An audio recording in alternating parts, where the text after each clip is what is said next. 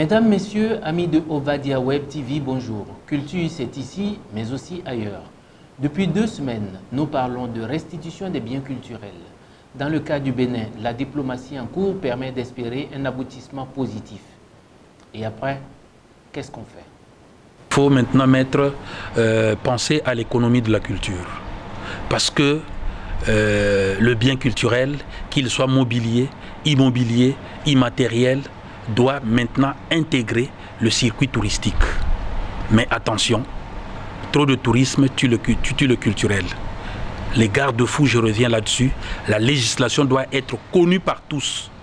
Les politiques, les sociétés, les ONG, les associations et les communautés de base, traduire toutes ces lois et conventions dans nos langues locales.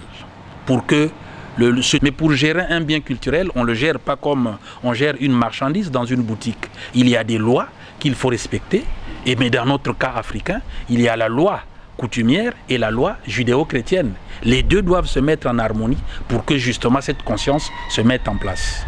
En fait, le bien culturel ou bien le patrimoine culturel en tant que tel, c'est un carrefour de tous les métiers. C'est un carrefour de tout ce qui peut avoir comme développement.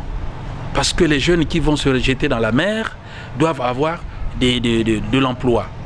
Et du coup, à l'université, on doit faire de la recherche. À tous les niveaux, ça devrait être une mobilisation aussi autour des communautés qui sont détentrices de ces biens-là. La notoriété des biens culturels est à la fois un atout et un danger. Plus les biens sont connus, plus ils sont convoités, et cela reste un enjeu à ne pas ignorer.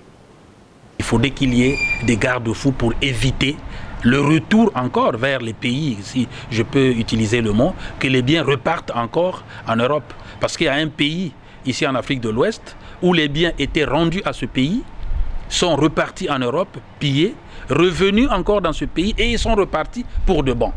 Donc il faut nécessairement une législation nationale pour que ça soit scientifiquement bien gardé. C'est la fin de cette série d'échanges sur la restitution des biens culturels. Notre invité, c'était M. Samuel Kidiba, directeur de l'École du patrimoine africain, à qui nous disons merci. À la semaine prochaine pour un autre numéro. Chaque pas est une avancée. C'était Ovadia Web TV.